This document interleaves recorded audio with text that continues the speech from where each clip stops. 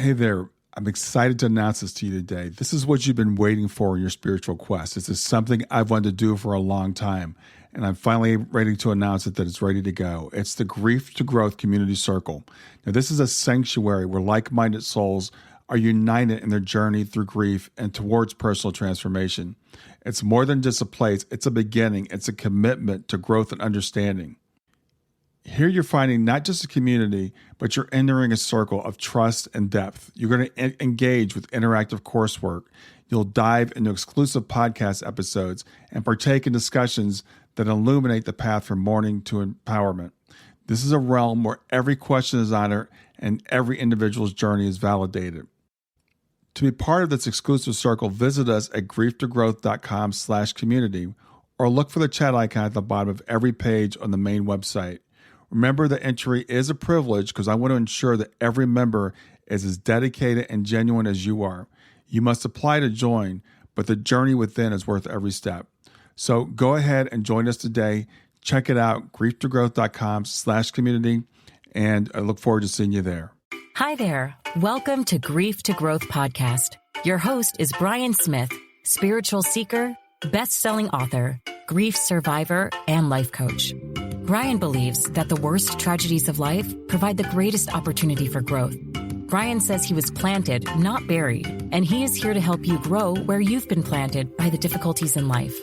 In each episode, Brian and his guests will share what has helped them to survive and thrive. It is his sincere hope this episode helps you today. Hey, everybody. This is part 2 of my interview with Roland Achenjang. If you didn't catch part 1, go back and catch that. And part 2, we're going to talk about his book, who we are and why we're here. And in part 1, we talked about Roland's life and the experiences that led him to writing the book. So I hope you enjoy this. Catch you later. That's great. So what I want to do, what I want to do now, Roland, I want to transition to talking about your book. I think this is a good point because I think this is kind of where your book kind of comes up in your life. And so tell me about the book, the title of the book, and what it's about. So the book is titled Who and Why You Are All You Need to Remember. And the book is, in my best attempt, a remembrance or a documentation of everything I remembered right after my spiritual awakening or in the moment of my spiritual awakening. And it's kind of laid out in a step-by-step sequence. Each chapter builds on itself to explain our earth life experience, to help you remember like who you truly are in your most fundamental essence, right? You're this infinite being, a unique expression of the all, having a temporary experience here on earth designed to help you remember this about who you are, and then also help this all, this what I call consciousness, this intelligence that is self-aware and self-sustaining and always existent, get this, know itself better. That's it. That's a very big combination, or a nice way to kind of put all of this together, or the entire book. And interestingly enough, that same week after my awakening, one morning I get up and I can't sleep, and I get this message again to grab a pen and a book, and I do, and I start auto writing basically a couple of chapters, and I write what became eventually the chapters of the book. And the book, I did my best, right, to write it, to encapsulate that moment and all the lessons and all what I remembered that again, basically explains like who each and every single one of us truly is, and how brave we are, literally how infinitely brave we are to come to this planet and experience life like we currently do, and why we're doing this. And in so doing, the idea is, okay, now that you're aware of this, what are you going to do with the information? How is that going to help you are empowered? That seems like, okay, I actually am contributing to the entire experience in the way that I consciously want to. Right? Yeah. And yeah. I have to tell you, I just got your book like a week and a half ago. It usually takes me a month to get through a book. I got through it in about a week. I've discovered this thing that's changed my life, that my phone will actually read my Kindle books to me so I can listen to it when I'm walking. So I listened to it while I was walking. But, as I've read so many books about people that have near-death experiences, people who had spiritually transformative, experiences, and there's so many things in common, but everybody tells a story a little bit differently. And your book was really, I found it fascinating. There were a lot of things about it that were unique, even though it's a common, we have a common thing that we're here for. And one of the things right off the bat that really grabbed me, you talked about, we all hear that we forget when we come here. I think a lot of us really know that. But you talked about this necessary feeling of abandonment. And that really resonated with me because I remember when I was about 8 years old, and I was lying in my bed and I could not sleep because I'm like, why am I here by myself? And I realized that my parents were separate from me and my brother was separate from me. And that when one day we wouldn't be together, I stayed awake all night long because I felt abandoned. I've never heard anybody talk about that feeling before. Yeah. So, no, thanks, Brian. I appreciate it. And thanks for the nice words you said about the book too. Abandonment, very important aspect of being able to experience life on this planet. And so what I remembered was when you come here, right, part of that agreement with consciousness, with sources, okay, if you can imagine the conversation, to me, it went something like this. All right, whatever my soul name is, I'll call it Roland, but it probably isn't Roland. Well, it's definitely not Roland. As consciousness says, all right, Roland, you've rested from your previous lifetimes, etc. Now we need you to learn new lessons. Are you ready? And you're like, yes, I'm ready. And it go, all right, go ahead, and you're going to pick a family. You're going to learn these lessons. And when you incarnate on Earth, the number one lesson you really have to learn to overcome, the number one way for those lessons to become part of your life, it's through the experience of fear. And you can't experience fear anywhere else like you do on this planet unless you feel like you're abandoned, like you're alone. Fear comes in when you don't feel like you're safe or connected to something. And so the whole idea of abandonment is another way to basically explain the illusion of separation or the illusion of being separate from everything as soon as you incarnate on this planet or when you incarnate on this planet. Now, they say that people tell you that happens between the ages of 2 and 7, usually when you go through that separation or you become aware of that abandonment. But yes, and I like the word abandonment because it just definitely encapsulates, all right, you've been left to fend for yourself. Yeah. And at some point as an adult while growing up, even as a kid, you start to speak as if you've been abandoned. You start to claim things as yours. This is mine, right? This is mine. These are my beliefs. This is my truths. I have siblings. And then all of a sudden I hear this. I feel abandoned. Where is my tribe who believes that Jesus Christ was the only child and didn't have siblings? And so this abandonment allows you now to start making sense of the earth life reality, but not the real reality, the illusionary reality, because you aren't really abandoned, right? And another thing to add to that is without the feeling of abandonment, without the need to forget, you really can't experience life on earth as well as you think you would.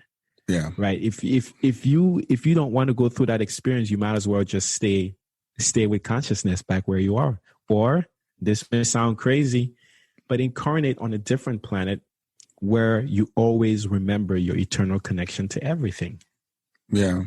I think it's a really fascinating answer to a question I think a lot of us have. I have, why do we have to have all these fears? Why do we only grow through hard times? But I think about, and it's interesting because you and I both have the same common background. You call him Master Jesus now. I grew up with Jesus and I still am a big admirer of Jesus, but Jesus had to go through the same thing.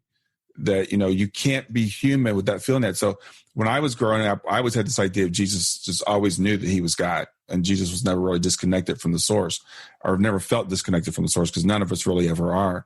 But that wouldn't make him fully human. So when he was on the cross, and he said, my God, why have you forsaken me?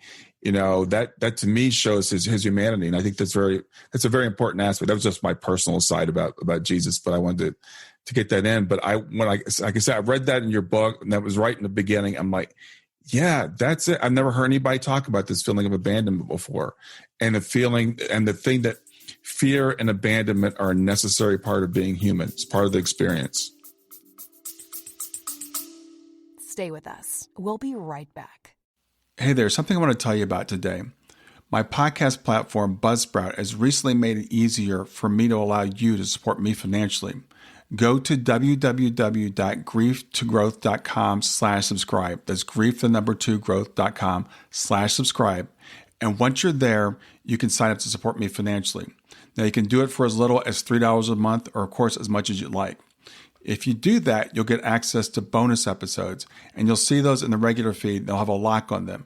But when you become a subscriber, you'll actually get access to your own private feed, and you'll be able to listen to the regular podcast along with the bonus podcast for the subscribers. I want to thank you for listening. I want to thank you for sharing the podcast. And I want to thank those of you who support me financially. Have a great day, and on to the episode. Yes. And it takes a whole lot of bravery to do this, right? I mean, in the moment I remembered, that's one of the things I'll never, ever, ever forget going forward, is in looking at everybody and appreciating just what you signed up for, right? You're currently experiencing life in a superbly designed environment. I mean, think about the finesse it takes to create an illusionary reality that you think as you're in it is real. As you're in it, you're all alone. As you're in it, at the same time, you don't remember your eternal connection to everything. But at the same time, you're always connected. Mm-hmm. And at the same time, all this stuff that you're doing and all the lessons that you're learning are helping you expand knowledge of yourself. And because you are this eternally connected being and you are basically consciousness, it's helping consciousness expand its consciousness. Yeah. And it's beautiful. And I don't know where else in the planet or where else in the cosmos people are experiencing life like we do. Pain, fear, death, suffering, joys, all of that, which they seem so real, my friend. I mean, You know this. You've experienced one of the worst, the loss of a child. Mm. And when I hear your story as well, I feel the same. I go, man, what a story. Think about the soul agreements that you had. This is me, right? When I see you, this is how I see the world now. I'm just in awe of the soul agreements that your daughter had with you and your wife, and how she would come and exit at some point, and it would be teaching you, right, the ultimate lesson, which we all know it, and how much you'd have to overcome that, like through what looks like an eternal pain, but because time's not really real either, right? You know that eventually that's where we're all headed, is remembering this truth about who we are, so that which then makes all our lessons learned just fascinating stuff. Yeah, absolutely. So you talk about a couple of the rules that we have as beings, right? You said that for every, and this is I guess a universal rule, for every action is the equal and opposite reaction, and there will always have free will, but we're always unconditionally loved as well. Let's talk about unconditional love and what that really means, because I think a lot of people, we talk about love, but for most of us, love is conditional. So what is unconditional love? So through my experience, again, I can only speak from my experience. Unconditional love is basically that. It's the fact that because you are self-aware, because you are aware, you are unconditionally loved. Like this sounds crazy, and I've had a lot of people tell me that it was actually pretty irresponsible to put this in my book. And I even struggled with it too. But I couldn't alter it because it's exactly what I remembered. Because you are, as you are right now, in every moment, you are unconditionally loved. Like you can literally do no wrong because there is nothing else except this oneness. And everything you're doing, specifically in this environment, is designed to be simultaneously both. Like you can't isolate, from what I understand, you can't isolate good from bad. And that sounds very, very, very, it may sound ridiculous, but if you look back at your life and all the experiences you've had, if you expand your consciousness a lot more on all those experiences, you can appreciate that there's a way to kind of turn it into something bad or something good. Yeah. But because everything is of consciousness and everything is consciousness on this planet, it's always balanced. And so it's simultaneously both. Mm-hmm. And so unconditional love says, go out and do. While you're doing, you're teaching all of us how infinitely creative, the myriad emotions that we can experience. You're showing us the ways to experience that. You're teaching us to build on your creativity to do other things. And because you're doing this, and we thank you for it, the only way we can thank you is to love you immensely, regardless of what you do, because, again, of the environment that you're in. Yeah. In this environment, you can't isolate either one. And so whether you incarnate here or somewhere else, the roles that you're playing, which are your roles, the ones you choose, how you choose to act, they're supporting the same sort of, they're supporting the same outcomes. All of us are learning more about how infinitely creative we are.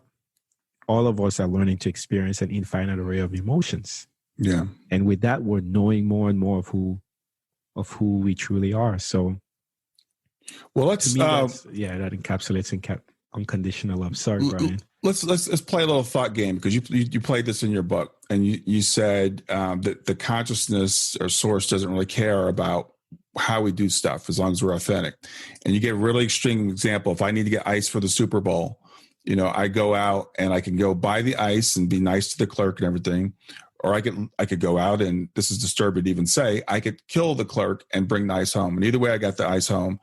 And so from that higher perspective, that the consciousness doesn't care.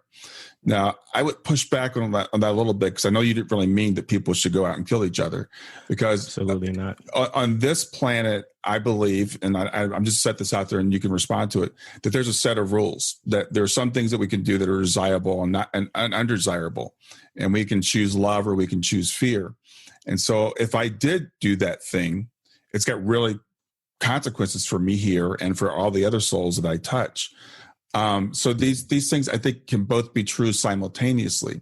On one level, this is all a simulation. It's all a game. When the game's over, it turns off. We're all back home in our beds, right? But on the other level, the things we do here, we are supposed to choose love over fear. So how would you respond to that? Stay with us. We'll be right back. Hi there. I'm really excited to tell you about my latest ebook. It's 4 lessons that you can learn from the near-death experience without going through all the trouble of dying to learn them. I've been studying NDEs for several years now. I am completely convinced that not only are they 100% real, but that there's some very universal wisdom that we can get from the near-death experience. And I've distilled that down in this book into 4 short lessons. And I've also given you all the reasons why I believe that NDEs are absolutely real. So go to www.grieftogrowth.com/NDE lessons to pick it up for free. www.grieftogrowth.com/NDE lessons. I hope you enjoy it.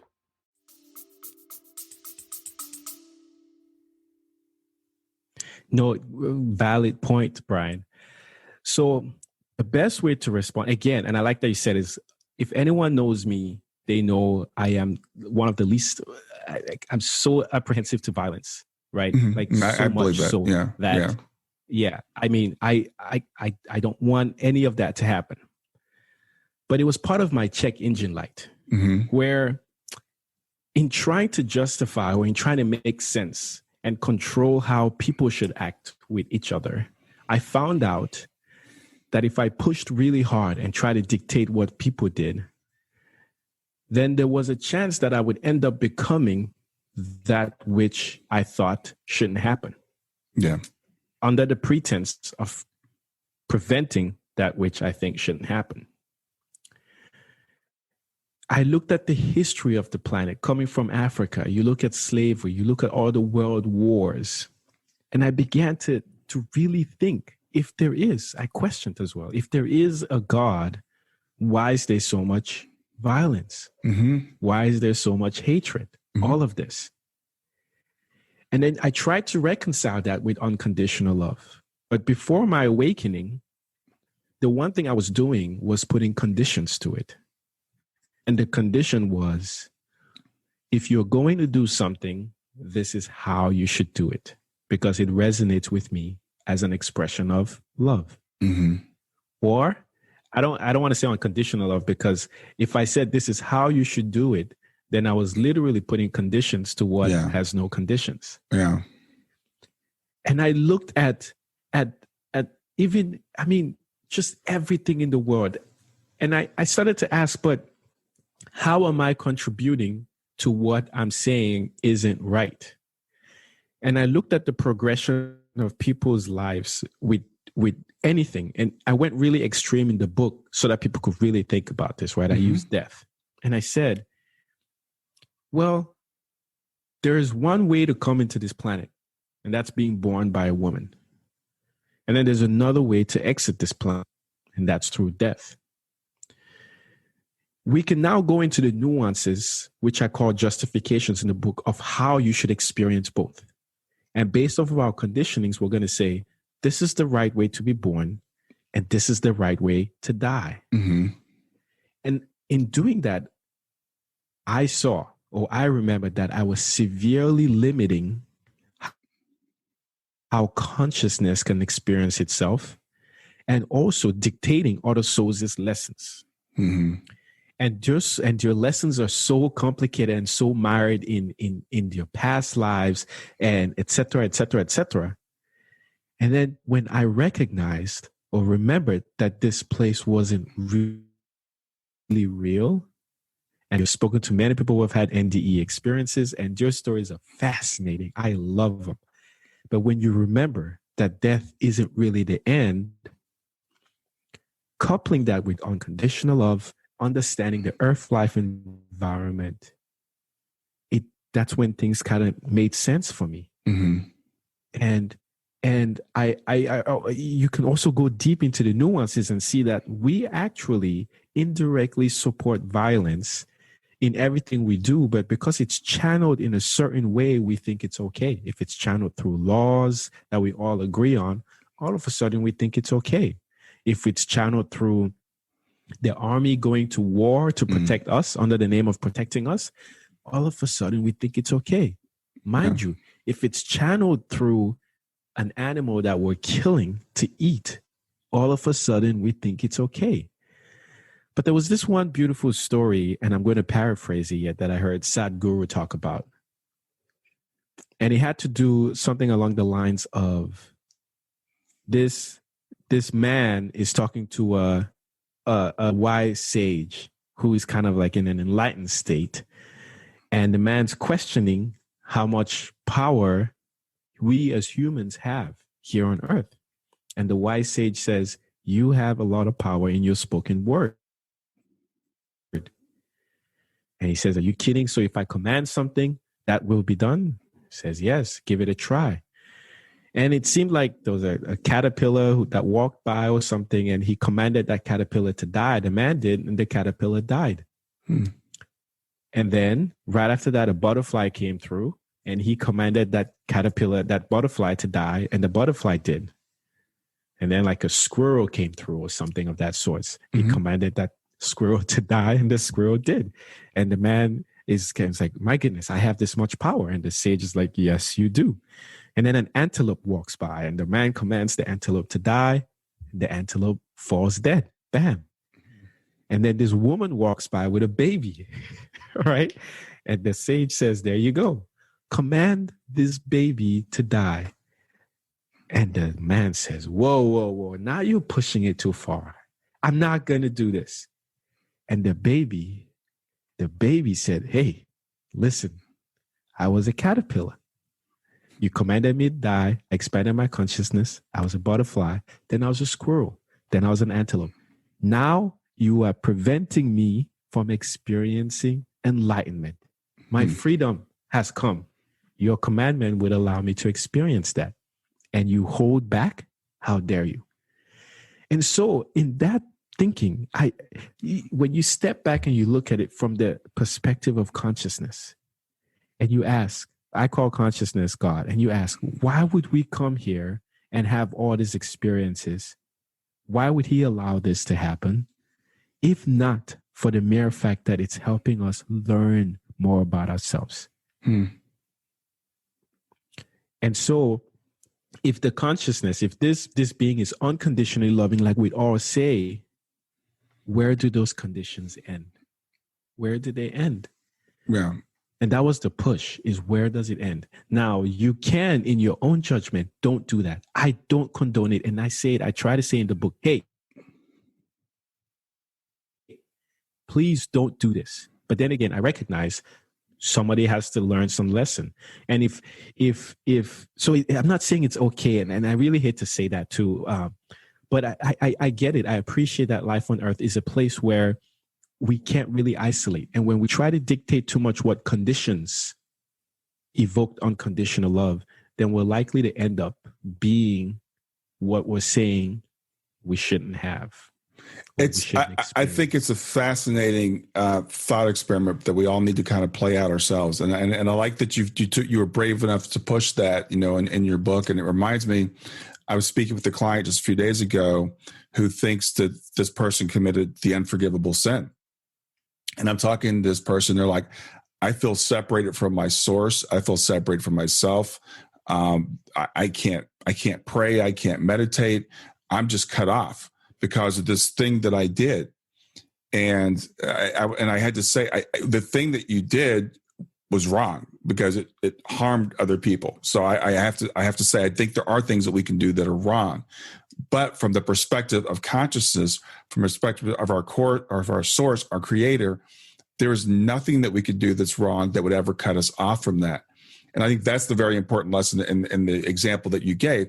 Not that we should go out and kill people to get ice, but that nothing that we can do can separate us from the love of our God, from the love of ourself, from our source. But we can put ourselves in hell. And people, when we die, we do have near-death experiences. And people have had some very hellish near-death experiences because they've judged themselves. They've realized that I'm supposed to choose love over fear. There is a desirable outcome. There is a desire to choose love, but sometimes choosing fear teaches us as well. I mean, not sometimes, all the time.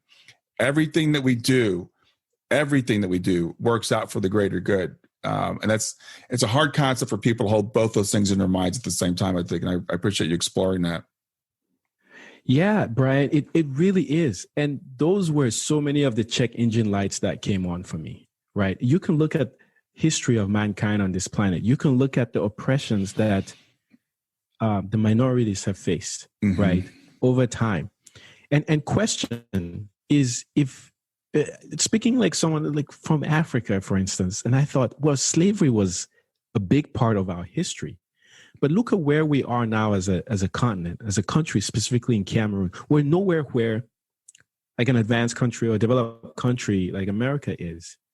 And it was a country that was, sort of developed on all this, this what you would call free labor, essentially, right? Yeah, absolutely. And I said today, if I try to develop Cameroon, it's not going to be free labor. It'll be way expensive.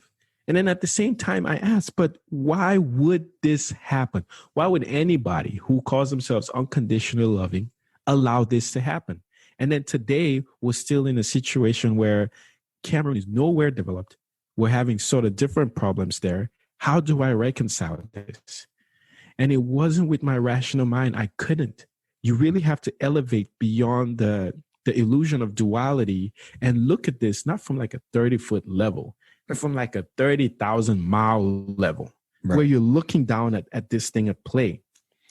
And another thing that also made me make sense of this was the fact or the idea or the remembrance that on this planet, for me to learn how to love or to overcome a fear, if I created that fear in my mind, somebody had to bring it to life for me. And those are the roles that we play for each other. Mm-hmm. And a very good example would be in the movies we watch, for instance, right? And that's another fascinating thing is after an awakening, you begin to see this truths at play everywhere in all of Earth life. Mm-hmm. So when we watch movies, especially action movies, there's always a hero and a villain. And our favorite action movies are the ones where the villain is so well developed, right, that they challenge that hero to push and push and push and push. Yeah. And we can think back and say, well, if the villain wasn't very well developed, then the hero is like, okay, well, that was not a good movie. What he had to overcome wasn't trying enough. Yeah. But the cool thing is, just like life on Earth, you need people to audition to play both roles.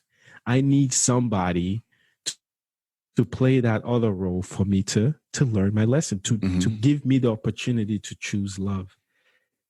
And I quickly learned that even I, in my quote unquote doings of everything that I thought was loving, oh boy, little did I know that I was doing everything in this love, but other people were also perceiving it as the entire opposite. Mm-hmm. I could not have learned this any more so than looking at my life in the past before my awakening and even afterwards, especially as pharmacy director, right? And it's not as extreme as going to kill somebody. Again, I am so against that. Mm-hmm. But even as pharmacy director, I was doing everything that I thought was loving. But the feedback you get is, boy, Roland, why would you do that? That's awful, right? Yeah. You gave a great example in the book of Jesus, for example. Now I hear people talk about Jesus. They talk about Martin Luther King and they say we should be more like them, because they were loving and peaceful. And I remind people, both of them were murdered. So they were not seen as perfect people by everybody. And those people's eyes, they were playing that contrast role. And I don't know if you want to share the story you told about about Jesus and the I'll let you tell it if you like. Yeah. Sure. Again, I try to find extremes again to show just what it means to incarnate on this planet. Mm-hmm. And Jesus is a perfect example. And you can use anybody that we currently revere today, anyone that we look up to as someone who has shaped either pop culture or shaped spiritual culture, etc. on this planet. Mm-hmm. And I thought with Jesus Christ, he's this ultimate being. He remembered entirely who he was and he embodied that here on this planet to a degree that I don't want to say we've never seen, but to a degree that over 2,000 years later, we're still invoking his presence. Yeah. Right? As this teacher that touched all our lives. We'll get back to Grief to Growth in just a few seconds. Did you know that Brian is an author and a life coach? If you're grieving or know someone who is grieving, his book, Grief to Growth, is a best-selling, easy-to-read book that might help you or someone you know. People work with Brian as a life coach to break through barriers and live their best lives. You can find out more about Brian and what he offers at www.grieftogrowth.com, www.grief2growth.com, or text growth, GROWTH, to 31996. If you'd like to support this podcast, visit www.patreon.com/grieftogrowth, www.patreon.com/GRIEF2GROWTH to make a financial contribution. And now back to Grief to Growth. And I say, think about this from the other side, right? And this was just years of meditating. Is he was here on this planet with all of us, showing us exactly how to achieve what we're beating our heads for, searching every day. Mm-hmm. And what did we say in our genius? Boy, take a hike. Mm-hmm. Take a hike with your message. It doesn't resonate with us. I mean, how can we make sense of that? But then it gets better is after we do this, right? And I say we, I say we just because it's we as humans. We did this. Yeah, it's we us. did this to We this did man, it. right? Yeah. Yeah. So after we do this, we start to feel guilty because we're on planet Earth where nothing is isolated. Think about if you were in that moment, all the justifications you made for yourself that said killing this man will bring us peace. Again, you're looking for that peace outside of you. You're thinking what you do to somebody else will bring you peace. My friend, no. We killed him, and not in just any way. We hung him on the cross with other people who, by the laws of their time, were guilty, right? Mm-hmm. We killed him in front of his mom and his aunts and his, like, just the most vile way we hung this man on a cross. We're done. And then a little bit later, we start to feel guilty. Oh my goodness, what did we do? We shouldn't have killed this man. And then we say, guess what? Everything he was teaching us was what we needed to learn. So let's create all these churches. Let's create this religion that says his way is the only way and the right way. And so in our geniusness, we now go on crusades, killing everybody who disagrees again, right? And I'm saying, but where else can you have such an experience except on planet Earth? Yeah. So we go around killing people, spreading his word.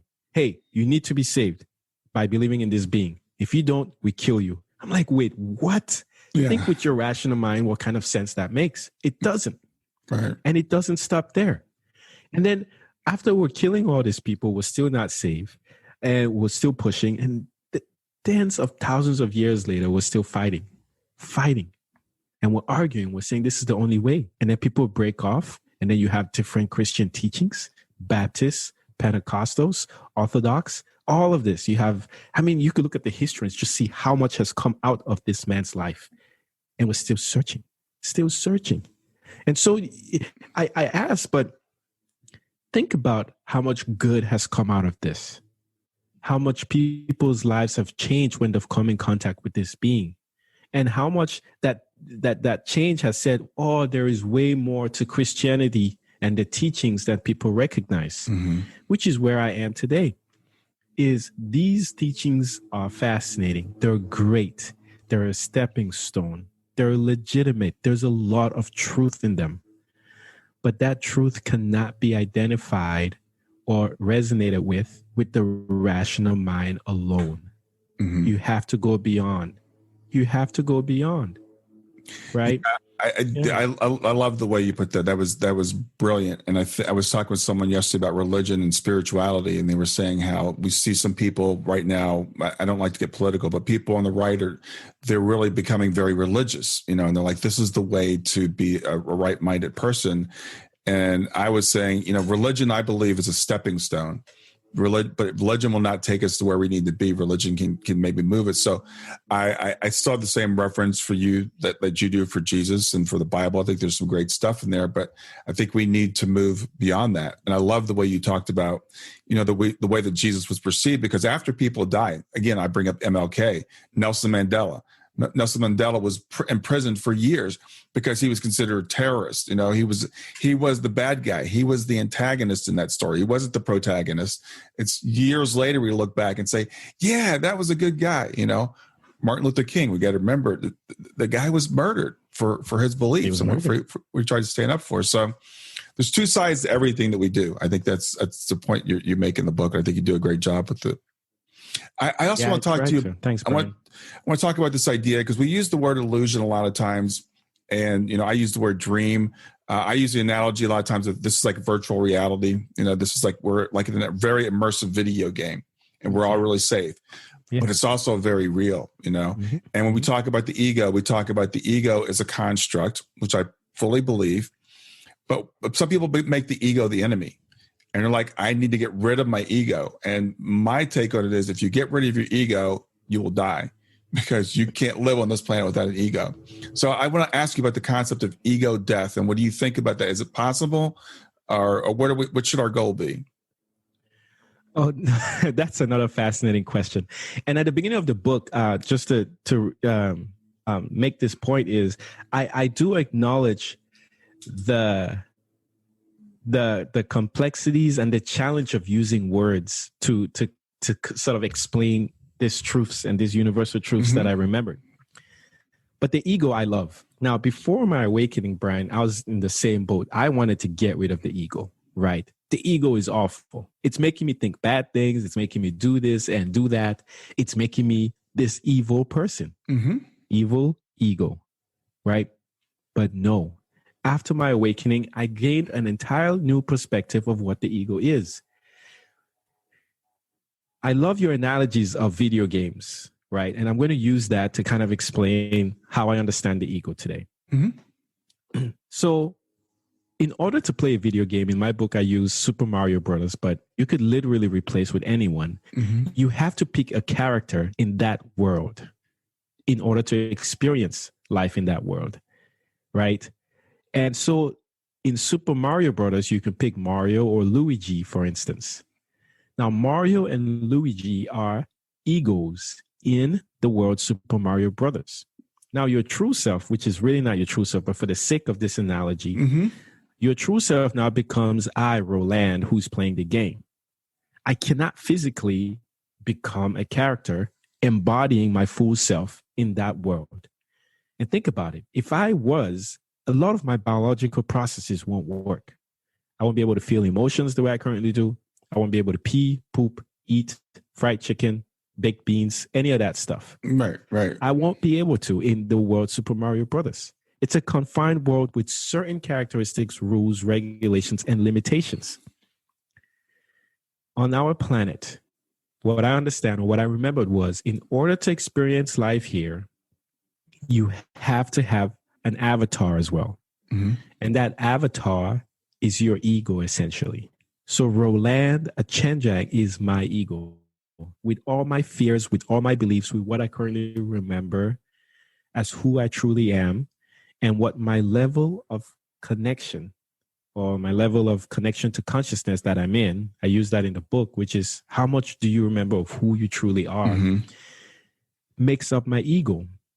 Now, ego death, right, happens all the time. It's not a one-time thing. It happens regularly.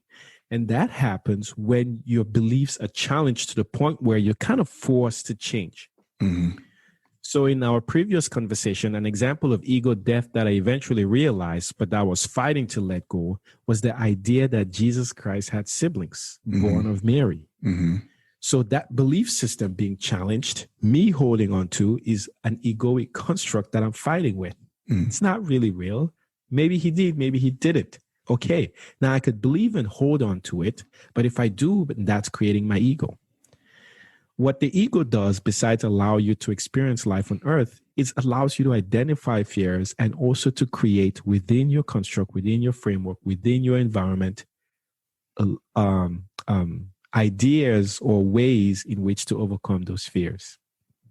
Now, after a spiritual awakening like I did, a bunch of my ego, my old ego, died.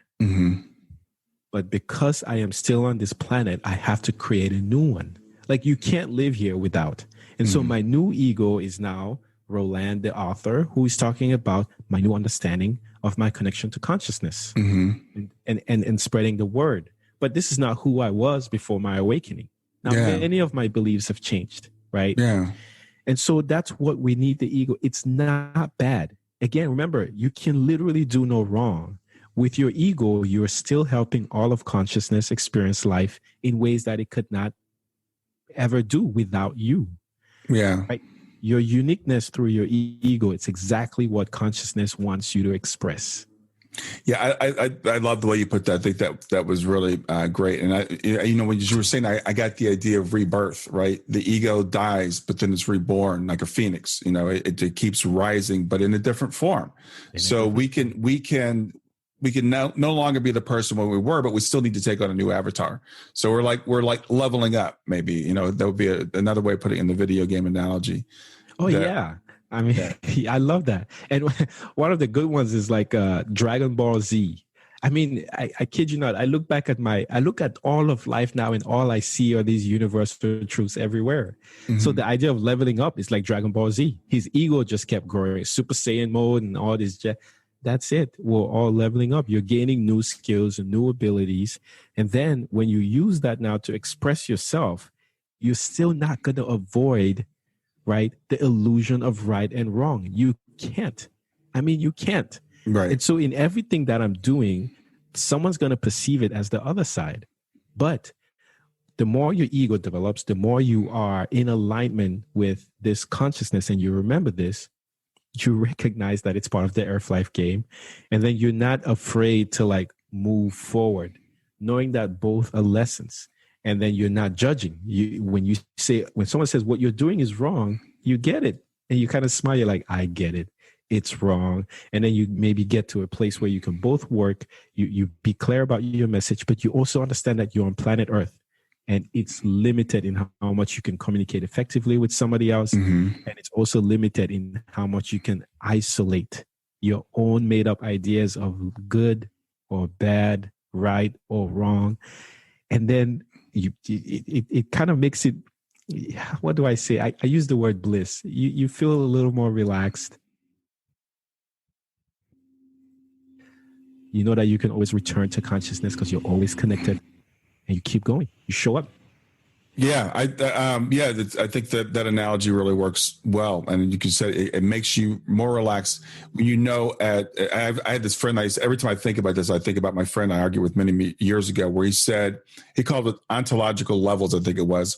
So from one perspective, one level, something might be wrong, but from another level, it's not wrong. But we're in here, like the video game is a great example. There are rules in the video game. There's certain things you can't do, and there's a goal in the video game. There's something you're trying to accomplish in the game. Now, outside the game, as Roland or Brian playing the game, we realized that when I turn the game off, it doesn't really matter. I was just playing a game. But so there's always two sides to this. And you were speaking of the ego, and in the book, you give Satan a lot of time in the book. And I know that's probably going to bother some people. So I'm going to talk about what your perception of Satan is and why you give Satan so much time and why you have a chapter titled Satan is Your Best Friend. Yeah. Thank you, Brian. Satan, the devil is your best friend. I believe that's chapter 8, 7 or 8.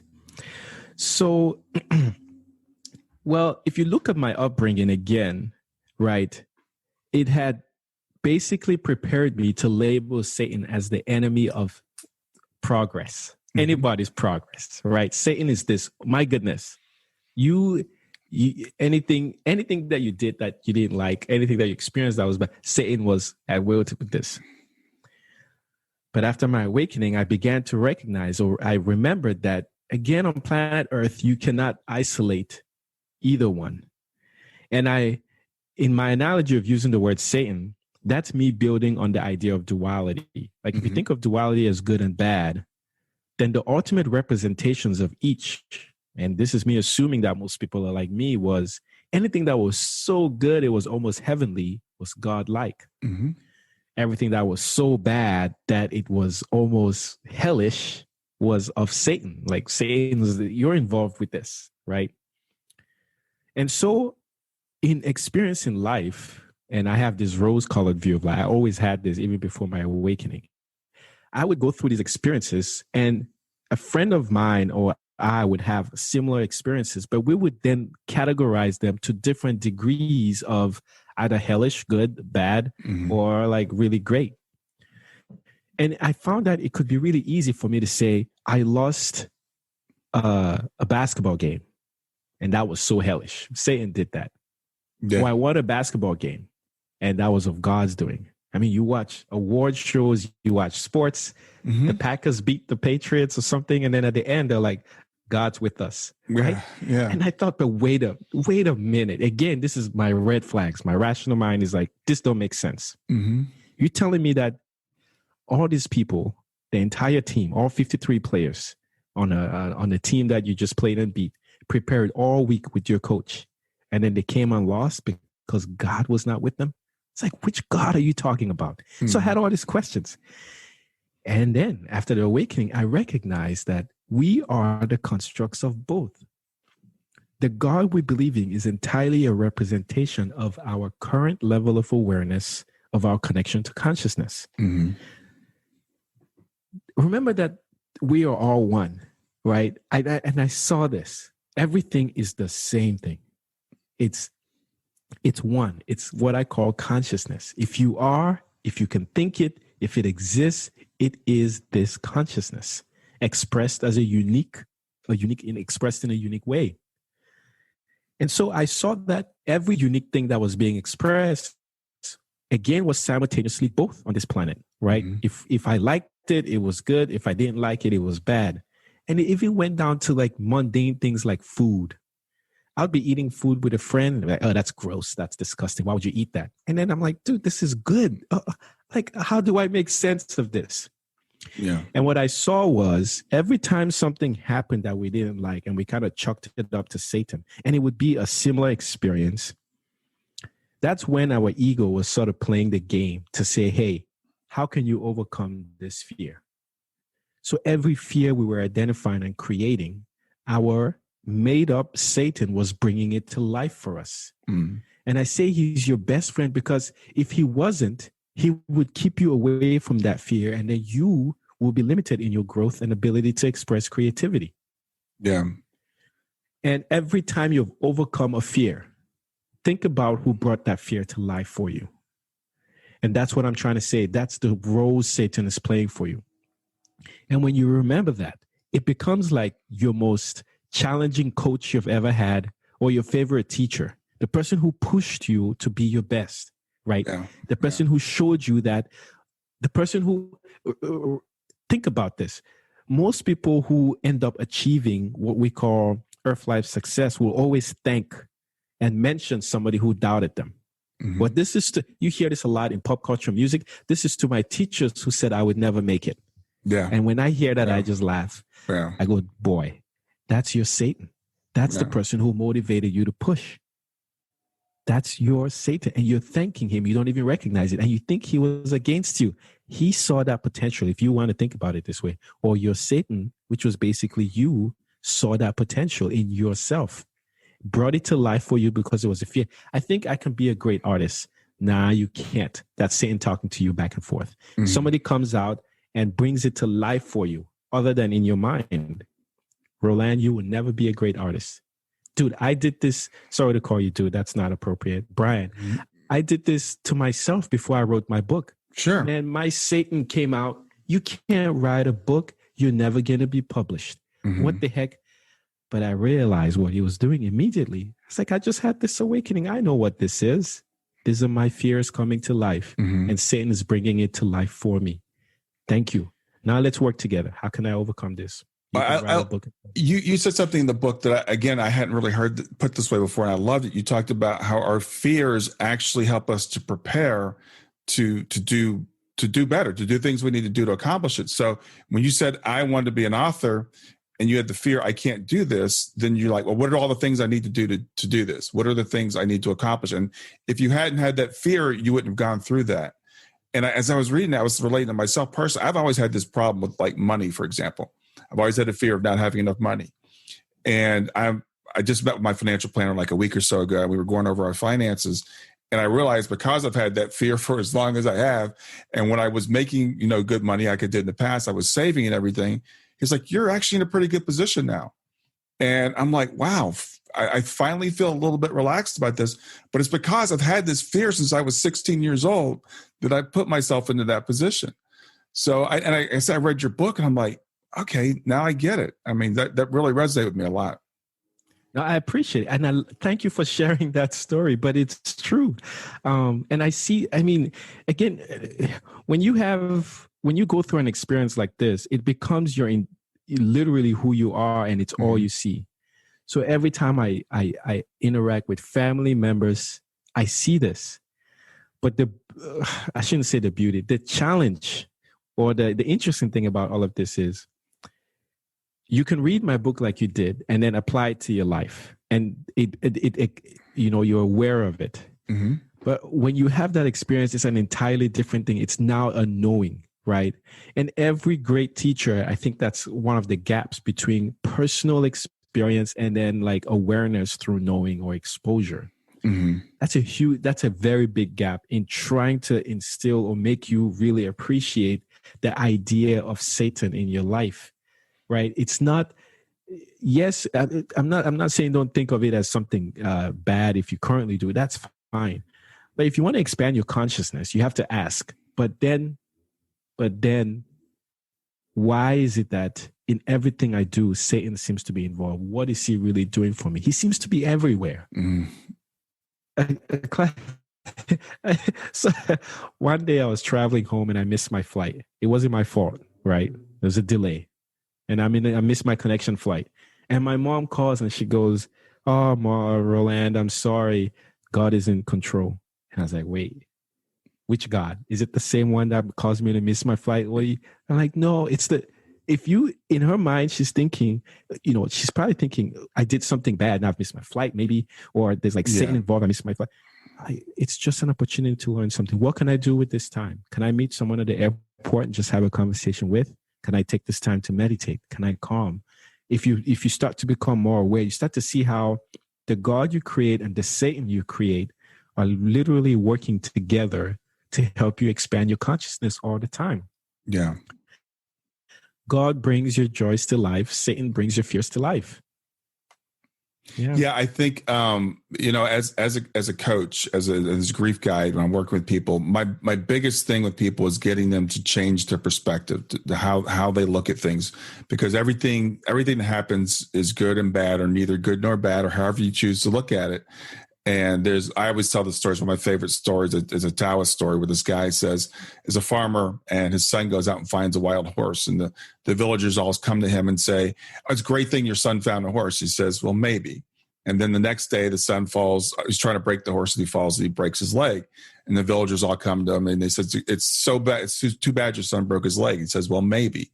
And then the next day, the army comes through and they're conscripting people in the army, and they don't take the son because he's broken his leg. And they say, "Well, it's a great thing that your son broke his leg." And the farmer says, "Maybe."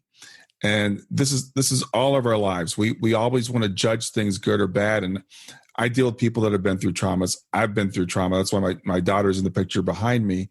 But if my daughter hadn't passed, when she did, I wouldn't be doing what I'm doing now. And we all have awakenings in different ways at different times. So when I talk to people like you and I say, "Oh man, I kind of wish I had the experience that Roland had where I could get these crazy things in meditation and I would just know it." But that's not my path. That's not my experience. My path is different. But reading your book and listening to your story, and I appreciate you sharing so much of your time with me, can really inspire all of us to look at like, what's my path and how do I get to this place while I'm still in the body? Because like you said, the good thing is we're all going to get there one way or the other. Yes, Brian. No, thank you. That's a fascinating story too. I love it. It just shows the uniqueness and the different paths in which we're taking to basically end up in the same place. Yeah. Well, I'm going to not take up too much more of your time. I want to ask you one last thing. So we're living these bodies. We're living this life that's kind of an illusion, whatever. What happens to us when we die? What happens to Roland or to Brian? What can we expect? What can we expect?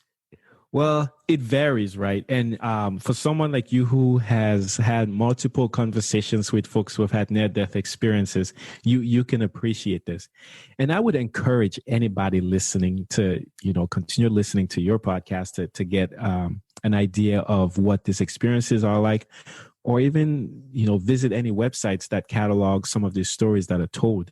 IANDES is a really good place to get in contact with or learn a lot about what happens when we pass.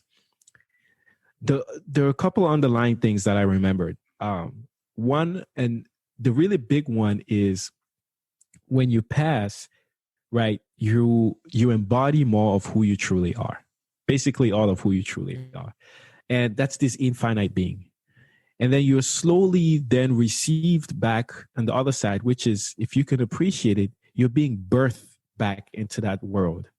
Just like when you come into this world, you're being birthed here, and usually you have people receiving you. If you're in a hospital, you got the doctor and the nurses, you're sort of crying, you're discombobulated, I don't know the right word. And then people kind of help bring you in slowly and help you assimilate into this new reality that you're experiencing, which is way different in certain regards than where you were before. And so when you pass here, you're being birthed back into that other world. And usually you're going to have some sort of people, family members, close soul guides and soul tribe members of yours, maybe even your teachers, etc., receive you into that world, including people who had played different roles in your life that had crossed over before you. And then when they receive you, they help assimilate you back into that world. And then from there, over time, I don't really want to say time here, but you go through a review with your guide or with other teachers, and you are basically kind of like the one reviewing your life, right? With the help of these people. They're asking you questions. Hey, how do you think you did in this scenario, in this case? And based off your answers, right, you're basically showing how much you've grown as a soul, how much you've evolved, how much your consciousness has expanded. And then after a while, there's really no perception of time there. After you've rested and sort of come back to yourself, you can choose to come back. But a big piece that I remembered is all of life is, in a crude way, is information that's being kept, that can be accessed in myriad ways, right, upon exiting the physical body. Even in the physical body, if you train yourself well enough, you can access this information. Now, it also depends, I would say, I don't want to speak for everybody, but if you chose to incarnate in a way that you really weren't going to access this information, then that might not be available to you. But on the other side, all this information is available. You can access, you can review, you can learn. There's a big piece about learning that never seems to end as a self-aware being. You're always learning. And so when you go back to the other side, everything you're doing is continuing to learn. And all that learning is feeding back consciousness, which is this all. And all that, imagine if everything you were doing was basically being fed to one source. And that's the idea, I think, of source knowing everything. So all your learning is feeding back into this source. Whether you're studying, you're reviewing your life, you're asking how you could have done things better, you're asking for advice from older souls, traveling to different places where you can experience life in different ways, you're ceaselessly learning. And we do that on this planet. If you appreciate that every experience you have is teaching you something, right? And then from there, I think you're speeding up your consciousness expansion piece. And so I discussed that in my book, and the ability to review your life from multiple perspectives. But a great book that I read after I actually released my book was The Journey of Souls. Oh, yes. That's an amazing book. Yeah. Right? That book it's super fascinating what Michael Newton was able to document with his work of helping human beings, right, go back to their lives between lives. And it's a very, very, very, very well written book about what happens to you when you pass. Now, this I have not had a near-death experience, right? I've had my spiritual awakening experience, and then another experience that I don't talk about in the book, where I was able to sort of see a glimpse of what happens where we pass. But a very good place to go to would be any NDE stories, and you'll see that you're not really going to go anywhere. And just another food for thought is believe. I remember that everything is this consciousness. There is nothing outside of it.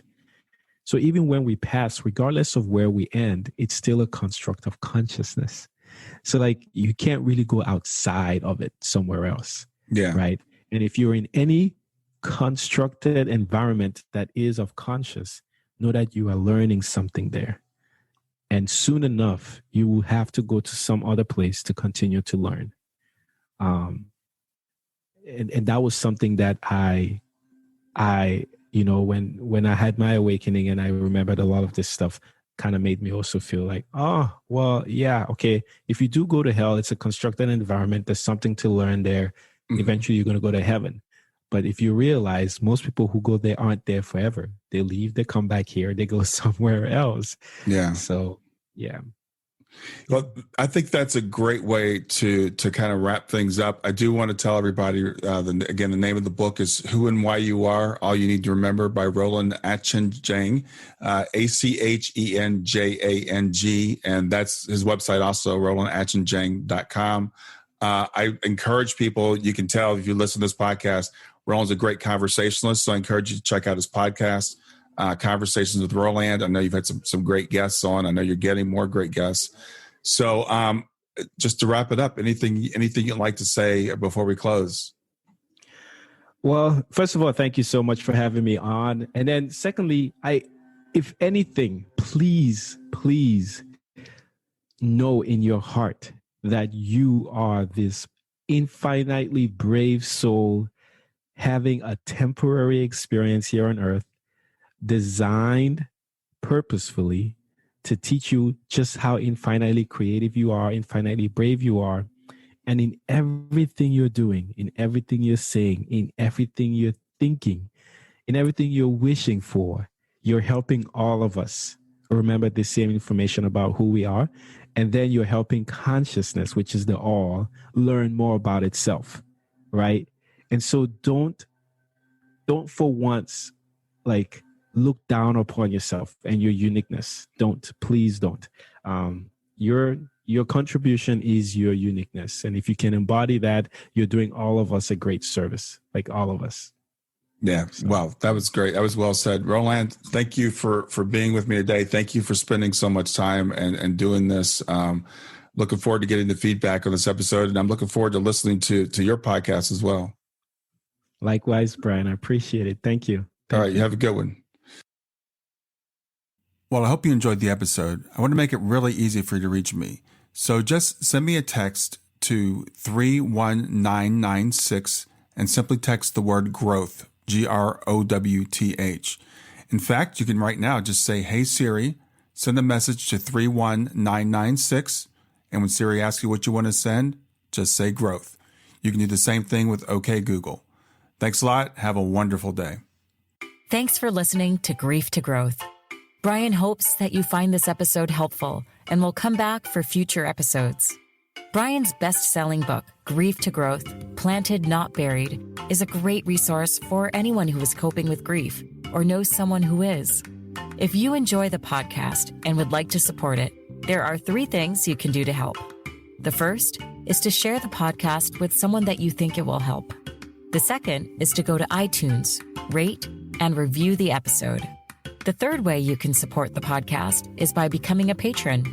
Head over to www.patreon.com/grief2growth. That's patreon.com/grief, the number 2, growth, and sign up to make a small monthly donation.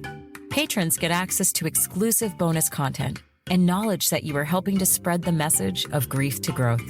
For more about Brian and Grief to Growth, visit www.grief2growth.com. Hi there. I hope you enjoyed this latest episode of the podcast, and I'd love to hear your thoughts. What questions came up for you? What did you like about it? What didn't you like about it? I invite you to visit us at grieftogrowth.circle.so. That's grief, the number 2, growth.circle.so to continue the conversation with me and with other listeners. It's a space to sound off, to share reactions, and to go deeper into the topics from the show. I look forward to chatting more, and I hope to see you there.